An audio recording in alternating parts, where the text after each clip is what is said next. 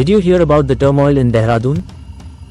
Last night, intense rains and an unexpected cloudburst struck fiercely.